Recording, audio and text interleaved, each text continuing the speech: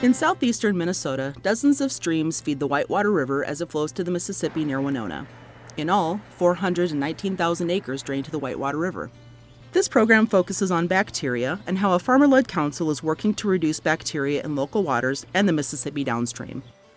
First of all, bacteria in itself, it's common in the environment and it's for the most part harmless, but there are certain types of bacteria that can pose health risks for people and can cause illness. And fecal coliform, for example, if that is in area streams, it is an indicator of the presence of fecal matter. And so some forms of fecal coliform can cause illnesses, and it can also be associated with pathogens that do. Primarily, the bacteria in the whitewater comes from agricultural runoff, from septic systems that are improperly maintained, and also from wildlife. Lynn and Karen Zabul own and operate a dairy farm near Plainview in southeast Minnesota. They raise sweet peas and other crops along with milking about 50 cows. Lynn works the same land his great-grandfather worked. Carrying on that legacy is important to him.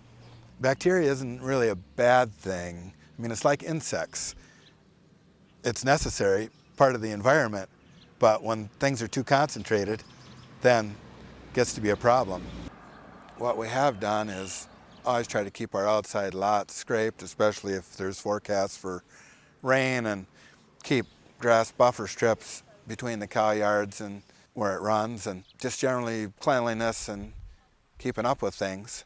We're finally now wanting to build a freestall so that the cows won't have to be outside at all. That'll stop us from having troubles when it rains, but a person financially is only able to do so much. I mean, if you can't stay in business or make a living for your family, well then it's all for naught. So yeah, this new freestall will afford us the opportunity to make at least our little corner of the world a much better place. It'll be much cleaner, and it is a good thing for the environment.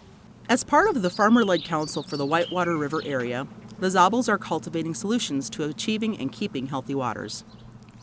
I guess I saw it as a good opportunity to get my viewpoint out to the outside world more and get to talk to some people from like soil conservation or the pollution control and let them know what my perspective is on how things should be to try to make everything work better together, I guess. By being a part of the Farmer-Led Council, it's allowing us the opportunity to meet from other counties, to talk, to understand what their best practices are, to possibly employ those best practices. Like, why reinvent the wheel when it's already been invented by somebody out there? You just have to figure out who has it and how can it help you. Bacteria can make rivers and streams unsafe for recreational activities such as swimming. By working together, farmers in the Whitewater River area are taking steps to reduce bacteria in the river and downstream waters. They're working with nutrient management specialists to apply manure more efficiently to reduce runoff to streams or leaching to groundwater. They're promoting rotational grazing and cover crops, along with septic system inspections. They're making the waters healthier for everyone. Other sources of bacteria include wastewater and pet waste. You can help reduce bacteria in your waters in the following ways.